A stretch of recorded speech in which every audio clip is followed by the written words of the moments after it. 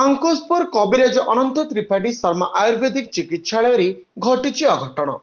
सेक देवा विभाग में प्रेसर कुकर विस्फोरण हो 4 आहत होता बेले बहु क्षयक्षति घटी। तेबे अल्पके वर्तिला बड़ अघटन। आज सकाळे आयुर्वेद हस्पिटाल रही सेक विभाग में सेक देवाई व्यवहृत होता 10 लिटर विशिष्ट प्रेसर कुकर कौन कारण फाटी फल दुर्घटना घटी।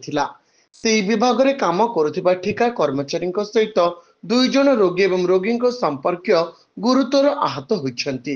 एते बड़ धरणर विस्फोरण होगा फल उक्त कोठरी टाइल काच झरका काच कांथ टाइल आदि भांगी नष्ट हो बहु क्षयक्षति होता सूचना मिली। तेबे बहु पुराना सरंजाम व्यवहार होता जो एभली दुर्घटना घटी जमापड़ी। हस्पिटाल कर्तृपक्ष एप्रति दृष्टि देउनथिबा अभियोग होइछि।